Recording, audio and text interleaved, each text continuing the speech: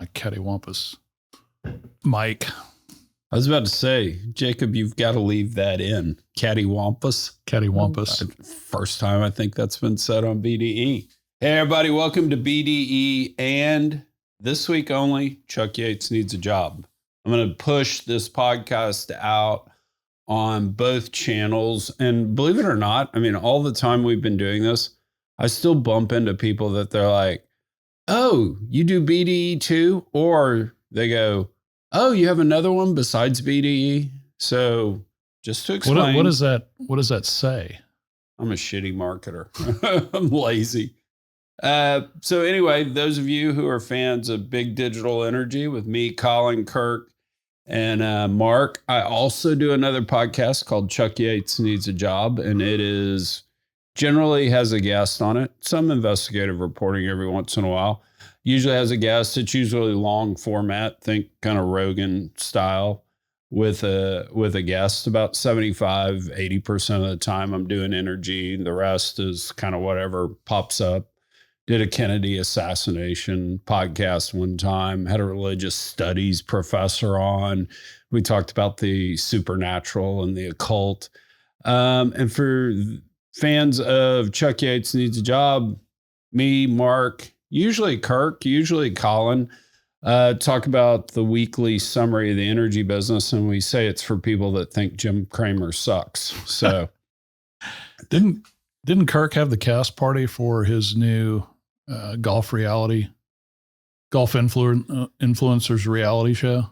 I think they're filming this week. And I don't know when the party is, but I noticed we didn't get invited. I think it was Sunday night. Was it Sunday night? Let's talk about parties and invites before we get into Meteor Matters. There was a great tweet. There was a great tweet. It was an epic tweet. So happy birthday. Oh, well, thank you. Thank you. And happy birthday, Kirk.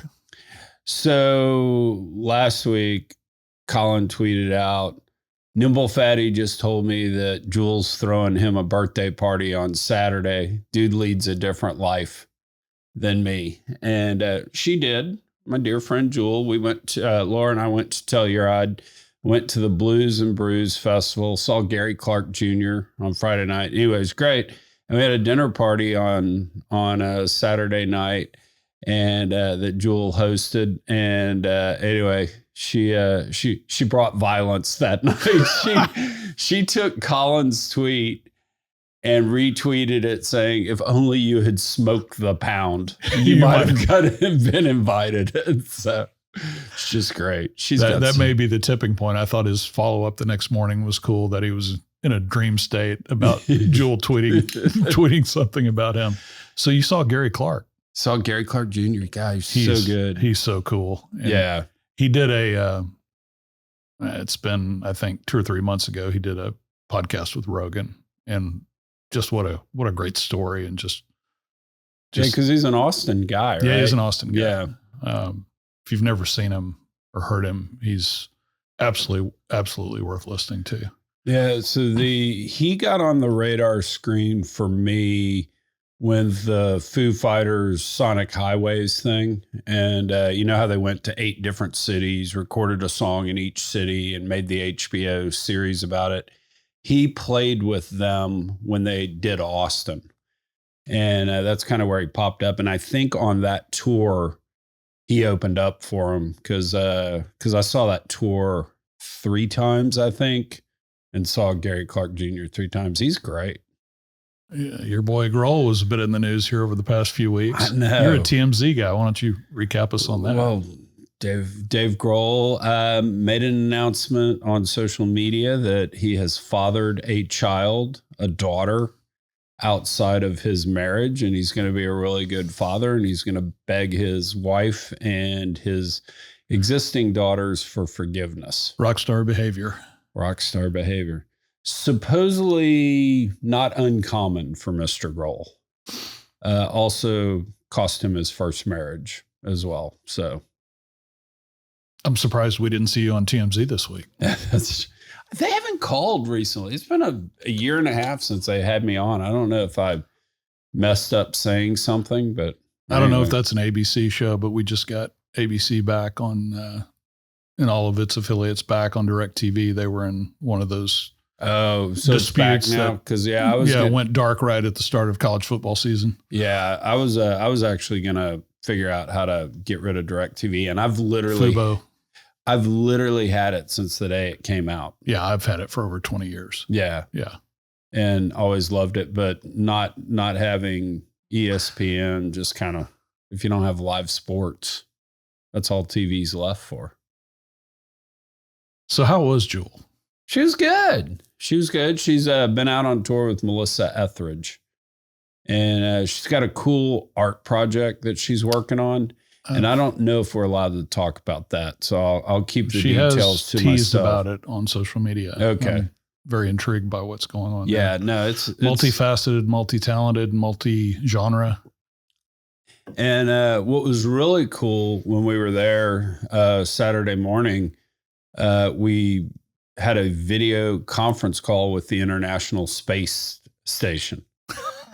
It was so cool because one of the astronauts up there had taken Jewel's meditation class and kind of become friends with Jewel and said, "Hey, would you like to talk to the space station? I bet your son would love for me to show around." And so anyway, Jewel's like, "Come in here." And we sat in front of a computer screen.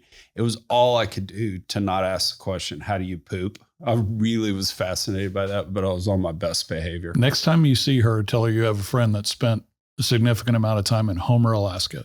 Oh, there you go. Yeah.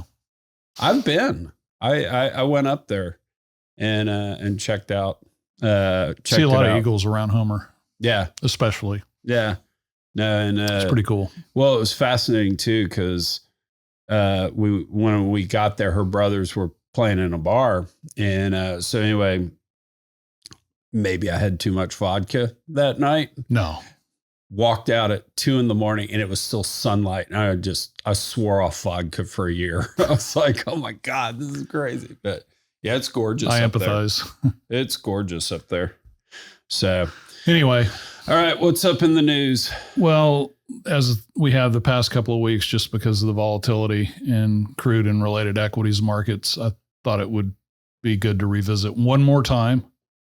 Because basically I said last week that crude was fairly priced and that it was headed down. So what's happened over the last week? This is more about, I think, good insight into what's going on by someone who spends a lot of time commenting on and following crude markets, and that's Rory Johnston. Yeah, he does the Crude Chronicles on Substack. So if you're not aware of his work, highly recommend it. But, we're going to attach a couple of tweets from the last few days where, basically reinforcing the position that we've talked about at a high level, which is fundamentals don't matter here. We're going through a reset. And if you look at what happened several days ago when crude TI dropped below 66, you've got competing record levels of speculative short position in the paper market.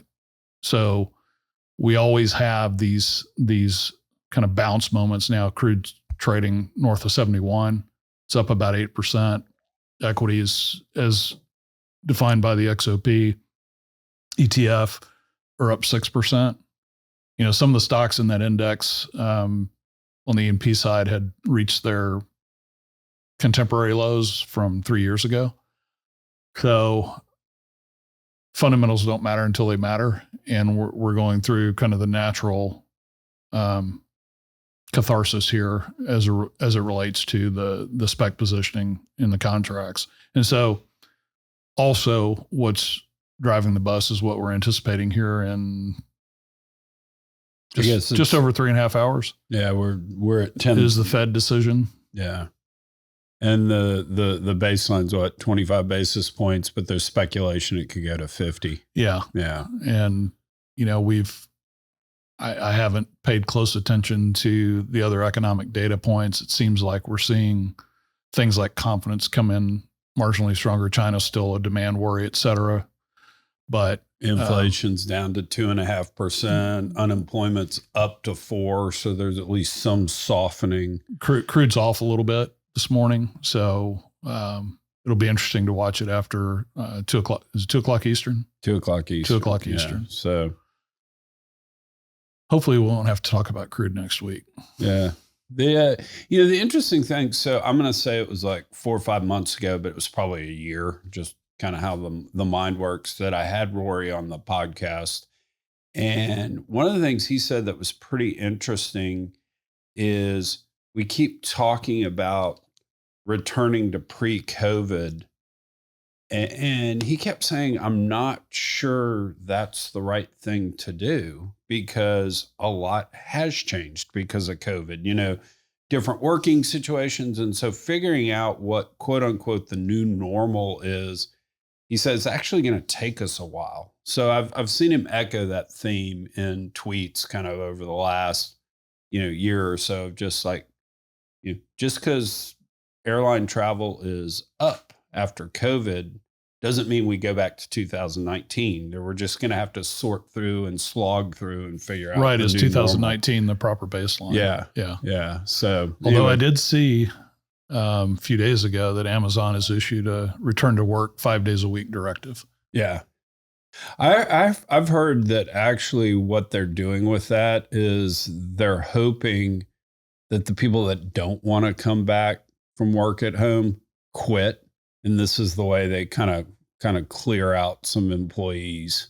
And it's likely those are the employees they don't want to have. So organic around. Attrition, and then we've got AI and robots. Exactly. Yeah. Yeah, exactly. So it'll be interesting to see. So this was crazy. Yesterday, I went to lunch with some guys that I'd met in Australia when I was over there this summer. Really good dudes. They had come to the Energy Club of the Northern Territory, the kind of party that they had where I spoke, and then Brian Sheffield spoke. I'd met the guys there, and they said, hey, we're coming over to Houston for this GasTech conference. And I don't know, when the guy emailed me like a month ago, I don't know that I'd ever heard of GasTech. And so it's crazy. You look it up, there's supposedly 50,000 people running around George R. Brown, 5,000 delegates. Every CEO of any gas-related company is in town at the meeting. This is like a really big deal, and I don't know anything about it. And Josh Young was doing Twitter play-by-play yesterday. He did. Yeah, he went to some scientific demonstration on LNG. Yeah, it was cool. Yeah, it was cool. Like you can literally put water on top of LNG and drink the water because they won't mix. Now, I'm not sure I'm going to do that, but so I agree with you. GasTech seems to have flown under the radar, which is a bit surprising, particularly in Houston. I've never been. I was peripherally aware of it. But this one feels like kind of CERAWeek dynamic. Yeah. The global conference time, the marquee event in Houston is always in the spring, and it's always CERAWeek, where you see a lot of international participation and attendance and speaking. This one, I think I looked on Reuters Energy News yesterday. The headlines had 4 or 5 of the top headlines were things related to panel discussions and what CEOs were saying, particularly about LNG. Yeah, particularly the ban. I saw a couple of them. Yeah, the Biden pause. The Biden pause. So, and so what I think is evident here, and just plowing through some of that reporting, is we're, from an executive standpoint, the pro LNG constituency is playing offense here a little bit more. And that may just be a function of just what we've seen in a bit of a shift in the overall kind of oil and gas battle with renewables and the climate opposition. But one thing that was notable, and one thing that Mike Wirth referenced and talked about, the Biden pause. Ryan Lance was also one of the main speakers as well. ConocoPhillips chairman and CEO, is I viewed as much more explicit reference to what's happening and going to happen with power and AI and gas's role in that.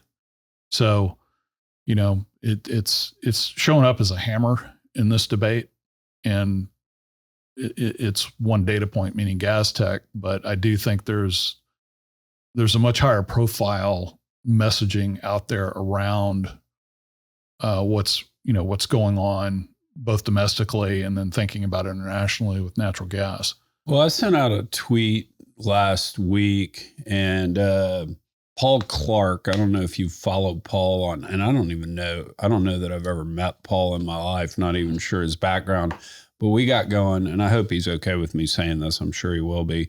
We got going in direct messages about it. And my tweet was basically, natural gas guys are just going to miss out if they're not talking directly to the tech companies with, hey guys, here are your electrons. And Paul came back and was saying things like, it's really hard to generate electricity. Companies can't do it. And my response back was, well, they have to. It's right. Just, and whether that's partnering with power generation companies, the word on the street is a couple of the large natural gas guys, Hillcorp being one of them, are starting to hire those old IPP guys, the independent power producing guys, to start figuring this out. All right, how do we sell electrons? Because I really do think, we just keep seeing headlines every day of, and I think the headline last week was it which tech company got 3 nukes permitted? I forget. Oracle. Yeah. So Oracle. Yeah, and the devil in the details there is no location specified, and that there's a whole set of local hurdles, local and state hurdles and community hurdles that they're going to have to clear, which then points back to, there's always a landmine out there beyond the fundamental permit approval that deals with the messy issues that, we've talked about in the context of the Manchin-Barrasso Energy Permitting Reform Act. We've got to get these roadblocks out of the way. Otherwise we're looking at, and I think Dan tweeted in response to something that you talked about, 8 years, do they have the time? Are they going to miss the bus? Well, if you can get a gigawatt, I don't care if it's a collection of small modular reactors or a utility scale facility, if you can get one done in 8 years, that's going to be an all-time record in the U.S. Although I still, and I don't have any evidence of this, so this may just be my tinfoil hat. We keep looking at permitting and building and all this through the lens of we're energy companies. And I don't need to remind the audience that people hate us, and they don't want us permitting this type stuff, and they fight against us. I don't know if big tech is going to have those issues. One, big tech can walk into Washington and kind of give them whatever they want and, in effect, get whatever they want. Number two, say what you want about Silicon Valley. They have money to throw at stuff, and they usually do things really quickly. So, and there's more political affinity, which is really that's connected to all that, or that's the result of all that. That's the guts of it. So I think when you start looking at timetables and permitting and all that, you have to say, what if the favorite son walks in and not the bastard child? walks in to see how. So it'll be interesting to see how it plays out. But I really do think if you're in the natural gas business, you need to figure out how to sell electrons, and you need to go straight talk to Silicon Valley. You need to sit down with Microsoft, Oracle, et cetera, and say, guys, we have this solution today. It's cheap. We've got enough natural gas in the United States. It's going to be cheap for a long time. I mean, we all know how the crack dealer works, right? He gives the crack away for free, gets you hooked, and then you're there forever. That's what the natural gas guys need to be doing. And they all just seem to think that, well, the utilities are going to supply the power and they're going to need more natural gas stuff. I mean, Dominion's already telling data centers no. And that's gonna happen elsewhere. Yeah, and we talked about what's going on in Pennsylvania about the tug of war between what's on grid and off grid related to the nuclear facility that Amazon is partnering with in its data center there that they recently purchased. So being able to, to build out independently is, I think, going to be part and parcel. In other words, am I exposing the grid ratepayers? I never call them customers. The grid ratepayers, particularly the residential, just the average citizen. What kind of vulnerability does this pose if we're, if we've got a hybrid where there's some grid and some off grid? Yeah. One other thing that's sort of related to this is Tesla in their Q2 release, and I don't know if it's press conference or just in a release, or whether Musk was tweeting about it, but basically I think it was 9.4 gigawatts per hour or whatever of battery storage that they sold, which was up 2x from the first quarter. And that's the home stuff and the utility scale stuff. I forget what they call it, like mega power or something. But anyway, I mean, I think we in Houston, everybody, mega power or something. Be careful. Mega power, whatever it is. But yeah, but I mean, I got to go look at getting batteries or a generator or something. Somebody in your family has one. I know.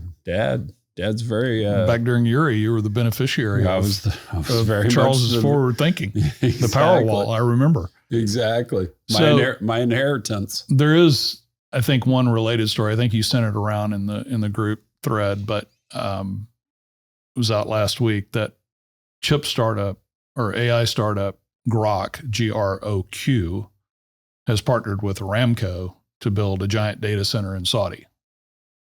And I think that is conceptually a model of what we ought to be doing in the U.S. Right. Is going straight to the partnership whereby, this is, I would assume, very heavily oriented toward commercialization and capturing value out of the kingdom's vast gas reserves, which have not been exploited and developed at the same level and rate as we've seen over the last 75 years on crude oil. In fact, it's well known that during peak summer periods that the Saudis burn crude for power generation. They're looking to mitigate that. That's not related to this, but it is an example of exploiting the opportunity that's presented by AI and data centers. And I don't think we're going to have the political inertia that we've got around this issue as it relates to direct generation of gas, generating power for these increasingly large data centers. Yeah, no, but the bottom line is tech knows they need power and they're going to choose. And so if you're a natty guy, go talk to the end user. So what else do we have on Run a Show? We've got, this was out last week. We've got BP looking to sell or announcing a sale of its onshore U.S. wind business, which currently constitutes 10 projects at about 1.3 gigawatts combined, citing the same, factors, inflation, supply chain, materials inflation, the like. But the official, when you've lost BP, well, the official comment was misalignment of business with future growth strategies. But they made it clear, and we've attached a piece from Zach's, that featuring the pivot, we're more aligned with taking on full ownership of a European solar company called Lightsource. So I don't know what their interest is in Lightsource, but they are pivoting from U.S. onshore wind to European solar. All right. which is, after taking Out of the frying pan into the fire. Well, after taking massive impairments on things like UK offshore wind, right, leasehold that I think to the tune of $600 million.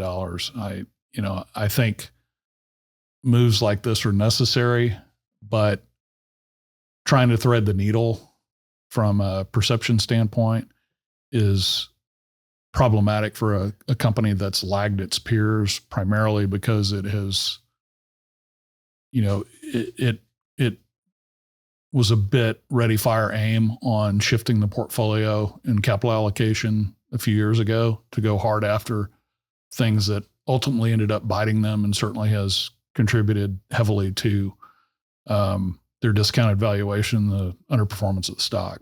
Well, and I wonder, does this also, you always assume that who's ever selling you something knows way more about the asset than you do, right? I mean, that's due diligence. But I wonder if it also says future CapEx, blade replacements, et cetera, are going to be more costly than even accepted by the market right now, recognizing increased prices, et cetera. It's the old, these assets are better in someone else's hands. Yeah. That was part of the commentary. So, anything happened last weekend besides your birthday? Besides my birthday. This is like crazy in that we've had we had the second assassination attempt on Trump. Supposedly this morning, there's a Long Island rally tonight for Donald Trump, and they just stopped a car that had explosives in it. I mean, was it a box of pagers? Yeah, that's crazy. Unreal. Yeah. I mean, I don't know how I feel about that. Just because of the indiscriminate nature. I mean, a kid could have had the pager, so I worry about that. But just, I mean, if you can take the morality out of it and just the ability to actually think that up, do that, and execute is just the stuff of like a movie script. You'll never know how they do it. Yeah. No, it was. But back to the Trump Chronicles. Yeah, I found it interesting that the kind of hyper politics, the personal aspect of this, the insults and the politics of personal destruction really didn't take much of a pause. And I would say that's true on both sides. It's kind of reacting and making sure, and may have something to do with the fact that we're approaching the end of the runway as it relates to the election. And so not a day to lose. But it's things like, I think a general theme on the Harris side is in the media is Trump brought it on himself. It's really his rhetoric that has motivated this type of kooky behavior. His words caused this, not mine. Yeah. But then with every opportunity to be magnanimous, on the heels of Taylor Swift's endorsement of Kamala Harris, we get this all caps tweet, or I don't know if it's on Truth or screenshotted and repeated on Twitter, but in all caps, I hate Taylor Swift. Yeah. I could see either not commenting or, having admiration for someone who's built an incredible franchise. I don't pay much attention to what high profile people who aren't informed on the issues, or when they say things, they kind of show themselves. But what's the, what is the opportunity there to maybe rhetorically be a bit more considerate Does that make sense? Well, I mean, and if you've got that generation or that fan base, which is massive in any part of the undecided camp, why not? Or even peripherally to that, I think her most staunch supporters are probably going to fall in line and vote her endorsement and won't think about it any deeper than that. And that's fine. But it's the whole thing. He can't help himself. The data is actually showing that the endorsement helped him more than it helped Harris. The thing I come back to with Trump is I saw him on The View, and I don't know what year, but let's call it 13 or 14. It was before he announced that he was running for president. He came on. Barbara Walters introduced him as my very good friend, Donald Trump. He said all the same policy things he's saying today, but he was flirting with the women, and they just loved him. And it's like, if he could find it in his self to give us 45 days of charming, magnanimous Trump, I think he'd win 60-40. I really do. I mean, it's like, and I get it. I mean, he, in fairness to him, I mean, they took $500 million because a judge said that Mar-a-Lago is worth $18 million. I mean, gosh, everybody on the planet would buy that for $18 million, so I get that he's been beat up, and I mean, he's had people shoot at him and the like, but it's just like, if he could just be magnanimous for 45 days, he'd win going away. I did see him talking about, I don't forget where he was last night, but he was talking, I think it was in Flint, Michigan.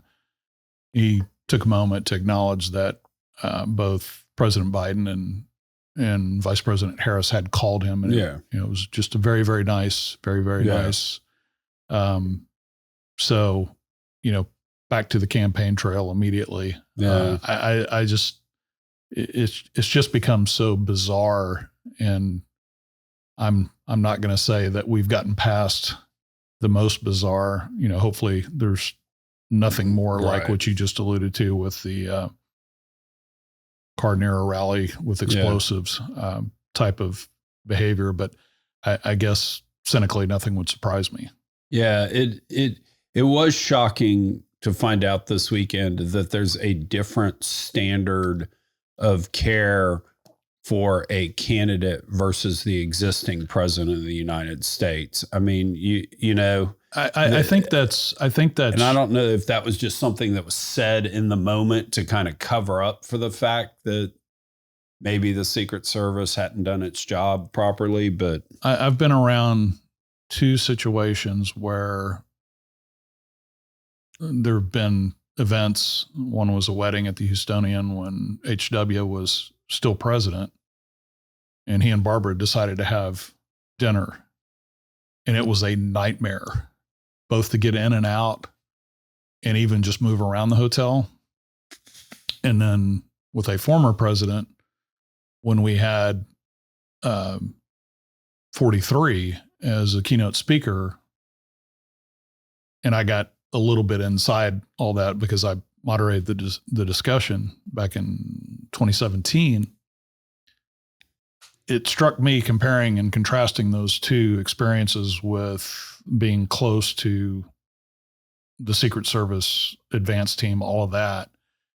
It was a very different intensity, if that makes sense. So the former president, it was less intense.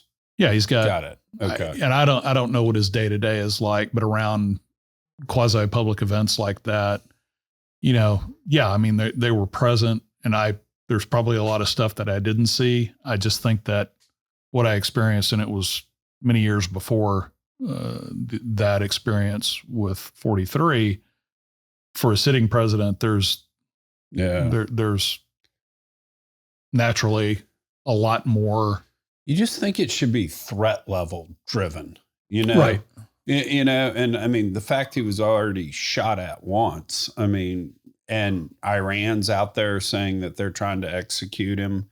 because of the terrorists he took out. I mean, you would think they'd have their A game on, because you would think a current president would have a higher threat level than a former president. But yeah, it's it just the one thing, and I hate to be this cynical and all, but I mean, there's some evidence for this. I mean, Biden did not give Secret Service protection to RFK Jr. And that to me is just, given what his family's gone through. You don't even have to like the Kennedys, but given what they've gone through, I mean, that guy should be protected. They gave it to him when Trump got shot, and when he dropped out of the race, they've taken it away. Can we attribute that to incompetence? I guess we have to. It's good, but as you said, in the last time we discussed it, it's getting harder to do. Yeah, it just really is. So I'm going to throw you a dealer's choice. All right. What's going on with the Diddy situation? What's your take? That's so creepy. I mean, it's just. You heard the city of New York ask for their key back. Did they? Yeah. Nice. But I mean, that's just so creepy. I mean, what is it about? You're further inside that world, not the creepy part. Yeah, I was about to say thanks, dude. But you photobomb plenty of yeah. It's just so weird that, I mean, and I think it comes down to, powerful person, you can kind of do whatever you want, but I mean, filming all of it, using it to extort people, that's crazy.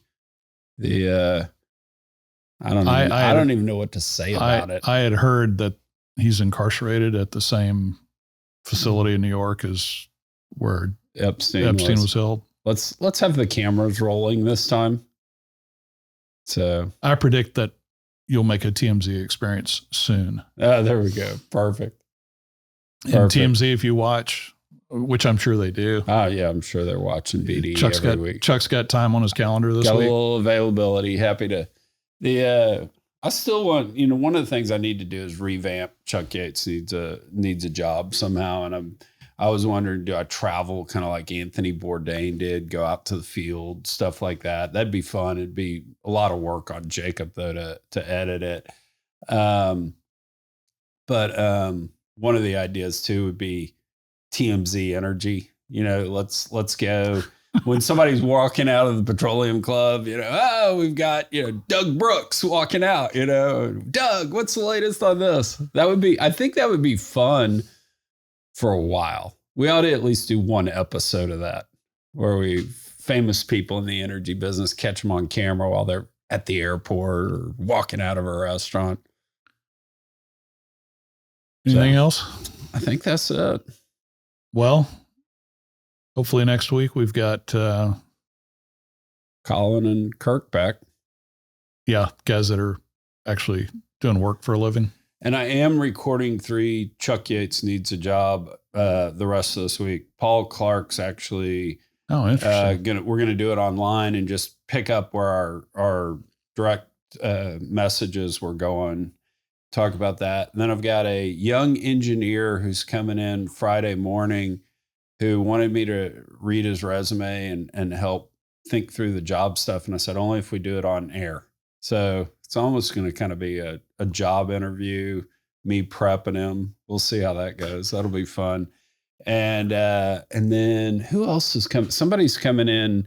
I've got another algae guy that's going to save the world by producing algae because it can convert CO2 into oxygen.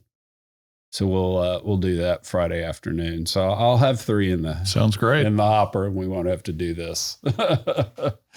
All right, good to see you, Mark. Thanks everybody for tuning in. Go subscribe to both BDE and Chuck Yates Needs a Job. You got enough time to watch both weekly. Leave us comments. Reach out on Twitter, Collide, etc.